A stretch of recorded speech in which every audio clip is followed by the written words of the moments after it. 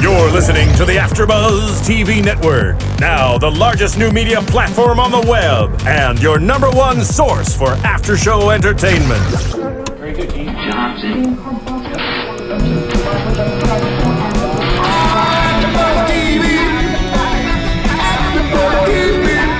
From the AFTERBUZZ Studios in Los Angeles, California, presented by Maria Menounos and streaming live thanks to Akamai Technologies, this is AFTERBUZZ TV's Eric and Jessie After Show. We'll break down tonight's episode and get you all the latest news and gossip. And now, another post-game wrap-up show for your favorite TV show. It's AFTERBUZZ TV's Eric and Jessie After Show. What's up, everyone? Welcome to AFTERBUZZ TV. With 27 million weekly downloads, we are your #1 after show podcast. This is the Jessie and Eric and Jessie, podcast. This is season 2, episode 5, Contracts and Contractions. A great name for this episode because that's what they're getting ready for, to sign contracts, and she's having contractions. I'm Charlotte Broadbent. I'm your host tonight, and I'm with the beautiful Courtney Henderson. Hello. We're so excited to be here and talk about this episode. It is our favorite TV show. Absolutely. By far, I love it. And like I said, I mean, the name of this episode just says it all.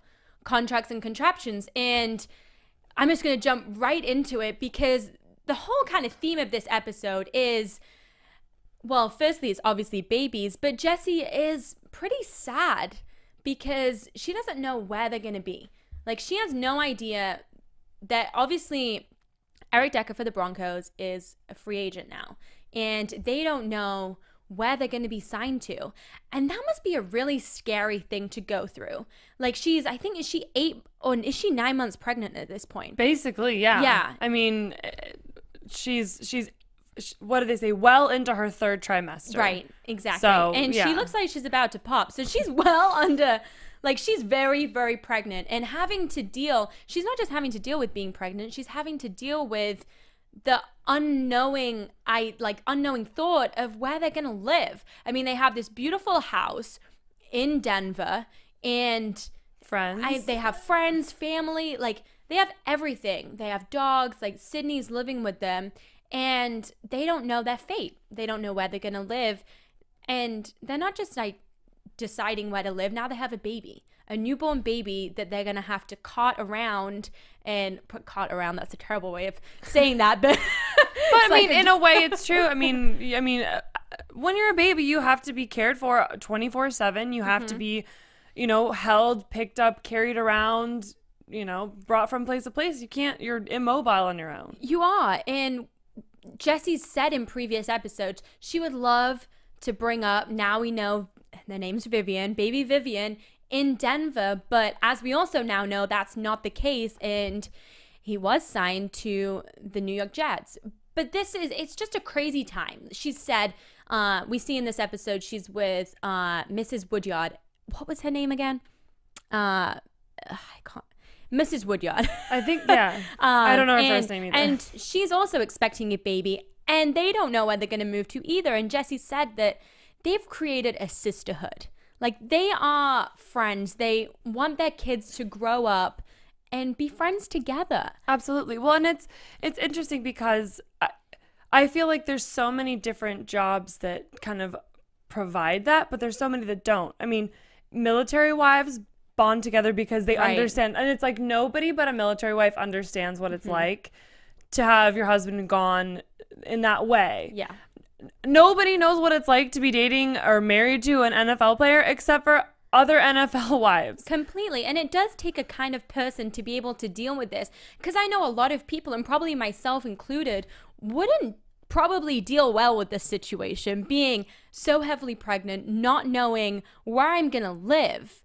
And they're setting up a nursery for their baby, but she's not going to be growing up there. So it's a very strange thing. Right. But Jessie's coping so well with it. I mean, this is the first. They showed her crying for what, probably 30 seconds, and she's not an ugly crier, which is a very. She's lucky. I'm a very ugly crier. Me too. And she gets a bit tearful. I think just because she's so overwhelmed that Absolutely. Absolutely. I mean, you have to move and you have to raise a baby, and you don't know how to do either of those. You've never moved with a, fully pregnant or with a new baby, because I think at this point they probably don't have to move until after the baby's born. Yeah. Because we find out that, Eric signed with the Jets on the 12th, and 6 days later on the 18th is when Vivian was born. And so she was right. She said in the episode, it's all going to happen at once. Yeah. There's all these unknowns, and then all of a sudden we're just going to be showered with bombarded. Yes, with all this information and all these changes that have to sort of be put into action now because the waiting game is over. Right. And it's funny because on the episode we hear on Tuesday, that is when everything opens up and Eric can be signed. Well, he got signed on the 12th. We don't know if the Tuesday is the 12th, but it's either going to be... it was Wednesday was the 12th. Wednesday was the 12th. So that's 24 hours. So that's what he thought. He was like, within 24 hours we'll know. So on the Wednesday, so it's crazy now. This episode was a week before that time. And so technically, it was a week and a half to 2 weeks before she gave birth. So it's interesting knowing the time frame, and I like it. And I've said this before. I don't usually like seeing something that's been recorded so far in, like, it was recorded a long time ago, and we're only just getting to see it. But I kind of like putting it together, like knowing, okay, so the Tuesday was like, we know now when it was in April, and not April. It's April now. March. Still feels like April. But it must be scary for her. But I think she deals with it well, and we get to see that. Absolutely. And I think you're right. I think that it's not something that everybody could do. And as much as we look at people like them and you're like, well, they have the perfect life. I mean, and they do, but... but they don't. And these are trials and tribulations that no one else has to deal with. But it's still fun to see that. I like seeing the fact that they have stresses, and yes, they're not the same stresses as maybe your everyday couple, but they still have their own stresses in their own way that they have to deal with. And it's things that you don't really take into account, because a lot of us think, oh my gosh, they're both beautiful. She's a singer, so talented. He plays professional football. He's one of the best football player, wide receivers out there, especially going into a contract year, and all of these things. And it's like, what could they possibly have to worry about? Exactly. And we just saw the tweets of the baby and all the tweets saying congratulations, but we don't think about the craziness that's going on in their minds. That, 6 days prior to having the baby, he got signed to the Jets, and so in Jessie's mind, she's probably thinking, oh my God, where's baby Vivian gonna stay? Like, I want the perfect room for her, and nothing is created. Yeah, how do you create that when you're thousands of miles away from where you're moving to? Yeah. And they don't even know where or when they're moving. Just that they are. Yeah, definitely it takes a super mom to be able to deal with it sensibly and not freaking out completely and not going crazy. So props to you, Jessie, because it's pretty impressive that you were able to keep your cool, and she really has kept her cool. Only one crying session that we've seen. I think if that was me, I would be crying the entire time, like, oh my God, I'm pregnant. I don't know where I'm gonna live. Absolutely. Well, and I think Eric, now that football's over, and now that, I think that there's probably a lot more stress in his mind than he expresses, because that's sort of his way of expressing and loving her, knowing where she's at and knowing that she has so much going on. And it's one of those things where, and I don't remember who said it, but somebody said it in the episode, or it's when they go to the boot camp thing. But basically the idea that, when you watch her give birth to your child, she's gonna be in pain, it's gonna be hard, and there's nothing you can do but tell her it's gonna be okay, you're doing great. Right. And it's one of those things where we know about him that, like, that is going to be one of the hardest things he's probably ever had to do in his life. Completely. Because we see how comforting and loving and understanding he is of where she's at and why she feels the way she does. And not everybody would feel like that, because they'd probably just say, well, look, like, I'm going to get a multi-million-dollar contract. We're going to have somewhere to live. We're not going to want for anything.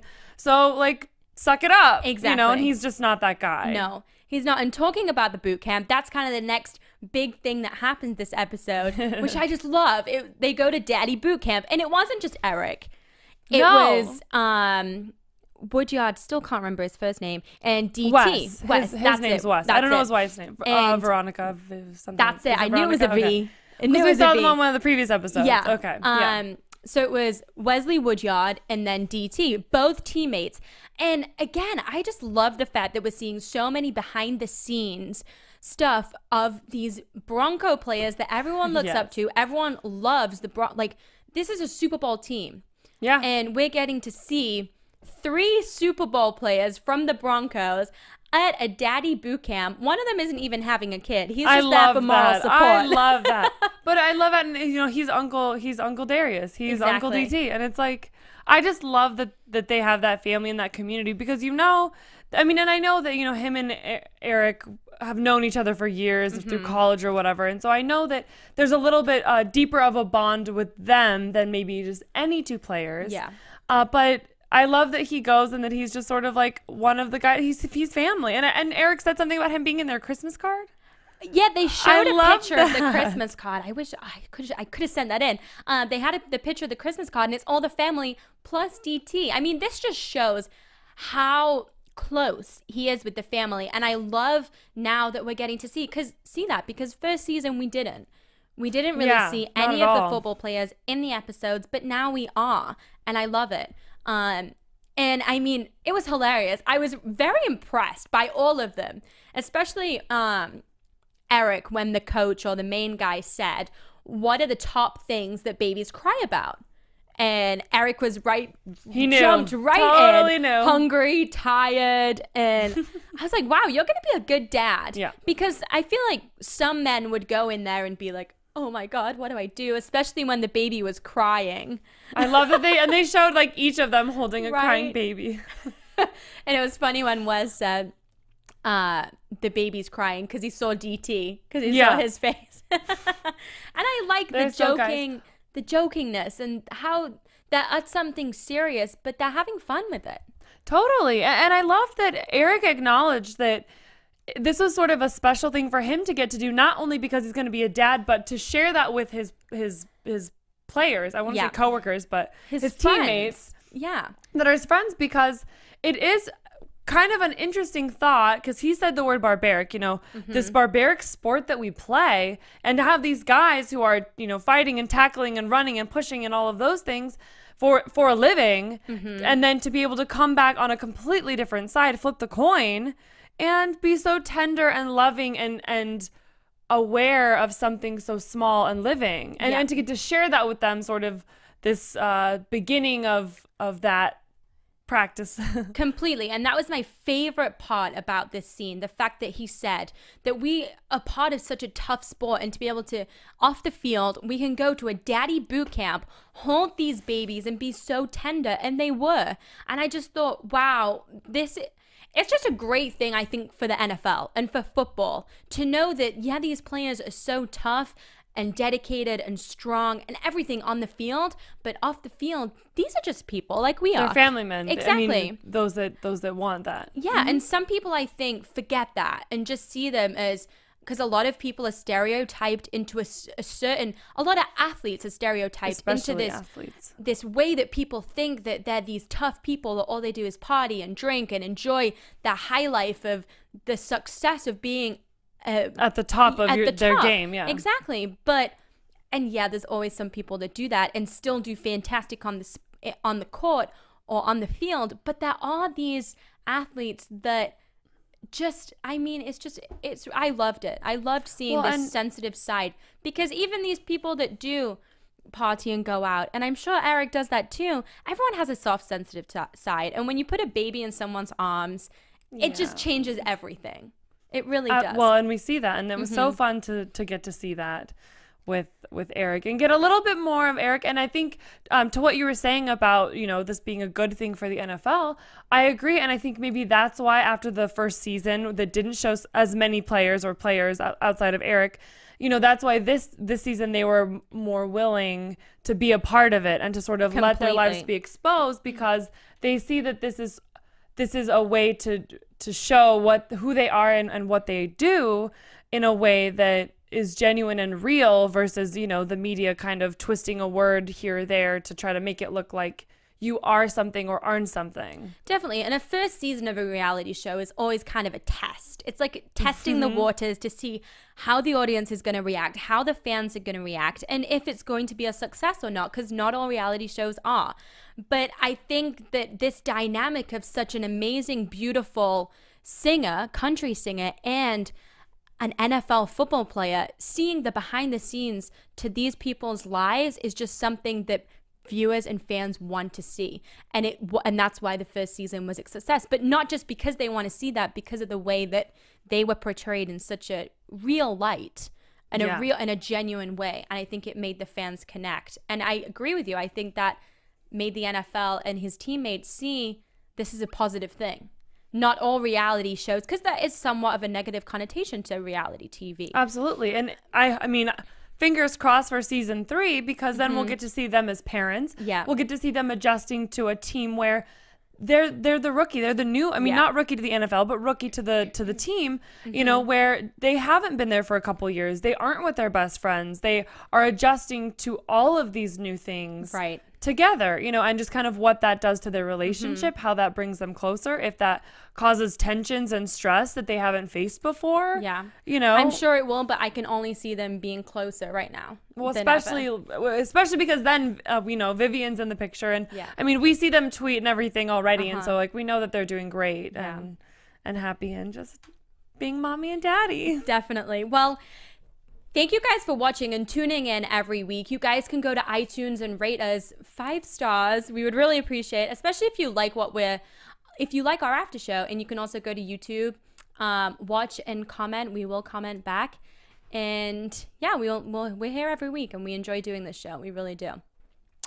Well, back to tonight's episode. The last kind of part the last main part of this episode was really about Jessie going into labor and all the craziness that she's going through right now. At the start of the episode, we see Jessie at the doctor, and this is numerous times that she's said that she likes to go to the doctor to make sure everything is okay. Every week, yeah.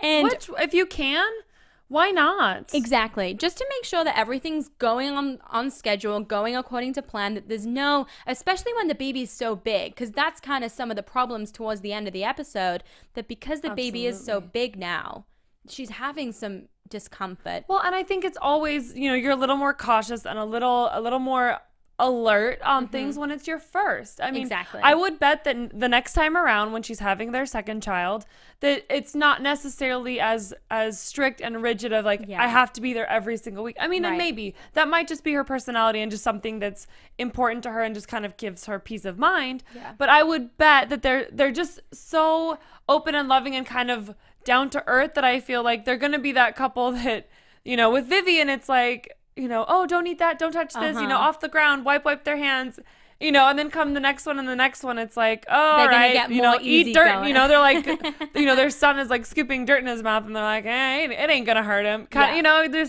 you just kind of ease into it because you understand and you've sort of defined what that role is for you. Yeah, and and it's the first child. Everything's new, like you said. And it's a girl, you know, and I feel like, completely. And especially with Eric, I feel like it being a girl is a huge thing. It's very different for him to have a daughter than if he had a son. This is that baby girl. But we see they're at the doctor and Jessie says, maybe we shouldn't have done this, but we tried the breast pump. And Eric says, yeah, it was kind of sour. Even the doctor at this point says, TMI. That doctor was a little weird to me. He seemed very uncomfortable. Times around, I mean, and it's probably one of those things where I know I've heard several people in reality television say that you really truly forget that the cameras are there. Yeah. I still don't know if I like really believe it, because I just think for me, I could never actually forget. I would always be a little calculated or a little censored. I mean, I don't know. I've never had a reality show. But it might even just be some of that where, Eric and Jessie, like, they're used to it. They've done this. Right. They forget, but the doctor, this is a very new thing. And it's like, you know, you're on camera and you're just, it's like, you said you drank breast milk. You know, but I didn't know that. Well, I wrote down, I thought it was funny that he had breast milk before she even had the baby. Right. Which is kind of funny. But they said something like, you're not supposed to You're put not a pump on before your baby's born? I'm guessing that probably because you're not supposed to take any of the milk out. You need that for the baby. That's my guess, but I don't know. But I just thought that it was funny milk. but it's like I'm sitting there thinking, because they don't well, obviously they don't show that part, but they don't even show a conversation before or after that, and I'm just thinking, like, at what point were you guys just like sitting at home and like Eric's like, hey babe, you want to try that pump? Yeah. Like, what? How does that even happen? But, I could almost even see Jessie, like, just putting it on and, like, going and, like, dancing around. And I being find like, that even better. The fact that because this is what they're doing. This is what they're doing right now. They're preparing for a baby, and they're trying the breast pump to make sure that they get it right. That they know what they're doing for when Vivian comes along. Yeah. And Eric tried the milk. Well, it sounded like she didn't expect the milk to come out. It just kind of squirted out. Well, she probably wanted to know what it felt like. I mean, I don't know. I would be curious, especially if you're going to be using one more regularly. Exactly. And with Eric too, it's just funny because I love how the doctor's like, TMI, and he's like, oh, I thought this was like a safe place. Yeah, he's like, I thought this was the safe zone. And he's like, yeah, I love that. It's true. That is supposed to be the safe zone. The doctor shouldn't be judging you. Come on, doc. But that's why I think it's almost like because he was on TV. Definitely. He's saying what he should and needs to as a doctor to represent doctors, to represent himself, know. But I thought it was also interesting because they didn't say the doctor's name or any of that. And in a lot of reality shows, if they go have some sort of surgery, they'll see a doctor. They'll put it on the bottom. Yeah. When on Chasing Maria, when she goes in to talk to the lady doctor, it says who she is. And, you see the building where their like offices and all of that, and a lot of reality shows do that. And I thought that was interesting that they didn't. Yeah. So maybe maybe the doctor doesn't want wasn't to. comfortable. Yeah. Might want to. But I guess that's also true because, like on Chasing Maria, they're in LA. All these doctors are used to dealing with people sort of her status. And in Denver, doctors aren't dealing with celebrities every other day. It's true. They're not used to cameras coming along and filming a reality TV show. So this isn't something that he gets every day. But so they go on, and I mean, the baby weighs 6.5 pounds. Yeah. 6 pounds, 5 ounces. Yep. Finally said that right. Which is a big baby. And then we see towards the end, at the end of the episode, she wasn't feeling good. So they took a detour. Were they going to dinner? No, they were going to Lamaze class. Oh, that was it. And so Jessie said, we need to go, let's just take a quick detour to the doctor. And she was dilated by 1 centimeter, which when the baby's bigger, there's a bigger risk of things getting complicated and there being pain, I guess. But when you get to 1 centimeter, you start having contractions, and the doctor said you can't even go home and get your clothes. You have to go right to the hospital.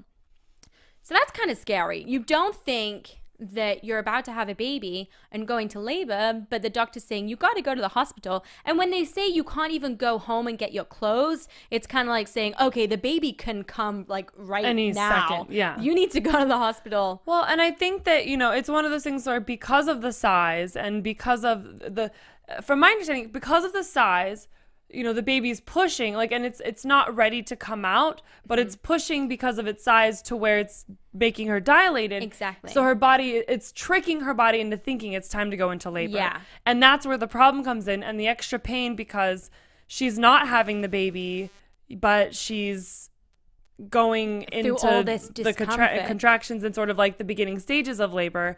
And so, they go to the hospital, and that's sort of the preview for next week. Yeah. And before we get into some predictions about that and for next week's episode, I quickly wanted to mention, I loved the fan mail part of this episode. Yes. The fact that Eric addressed that during the season, he doesn't have time to send fan mail. And he was sitting down, writing back to people, signing and actually autographs. Reading them. Exactly. Because when I think of fan mail, I think of, it's somebody's publicist or someone's assistant that's doing all this for them.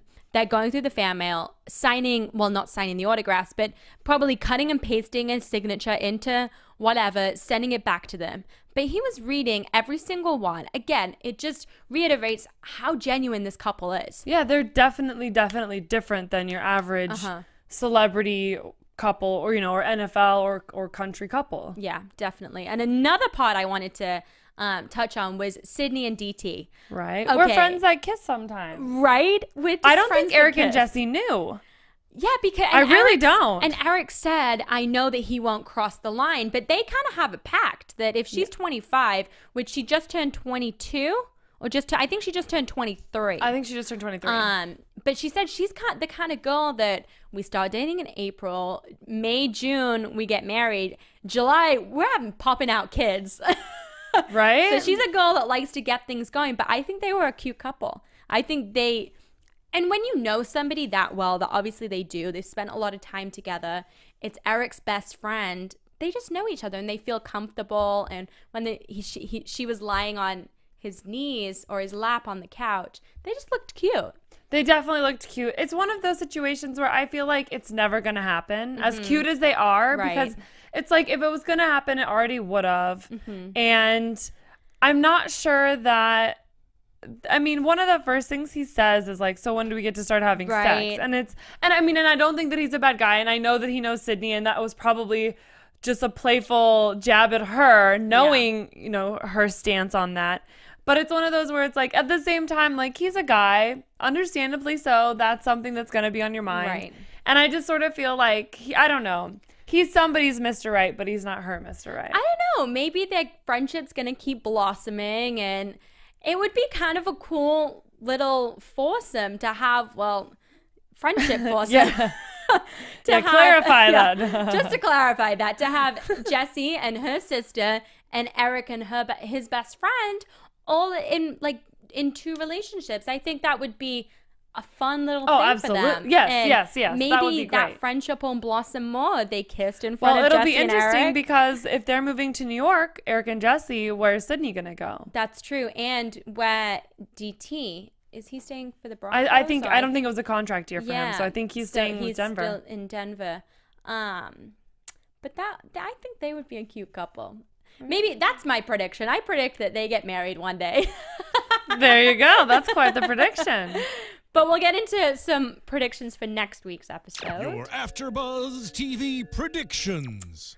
Okay, so we see it's kind of some dramatic previews for next week, and it kind of got me up. I was like, oh my God, I hope she's okay. We know she's going to be okay. Yeah. But yeah, I mean, I think as much as you see somebody have a baby on reality TV, I think we see her have a baby. I do. I think. And there's not many reality TV shows that really truly show it. But I think you're right. I think we're going to actually get to see the baby come out. And not many people want to let the cameras in that much and really show. I mean, this is a really intense part of your life.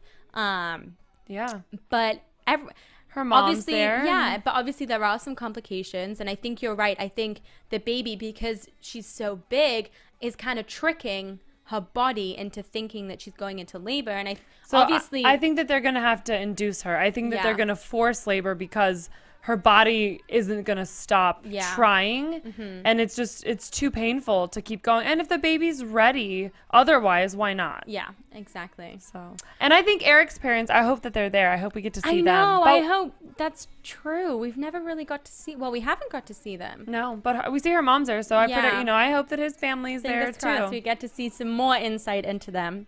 But until next week, where can we find you? I am at Cohen on Twitter and Instagram.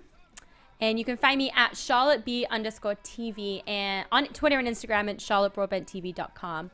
Thank you guys for watching, and we will see you next week. From executive producers Maria Menounos, Kevin Undergaro, Phil Svitek, and the entire AfterBuzz TV staff, we would like to thank you for listening to the AfterBuzz TV network. To watch or listen to other after shows and post comments or questions, be sure to visit AfterBuzzTV.com. I'm Sir Richard Wentworth, and this has been a presentation of AfterBuzz TV. Buzz you later. The views expressed herein are those of the hosts only and do not necessarily reflect the views of AfterBuzz TV or its owners or principals.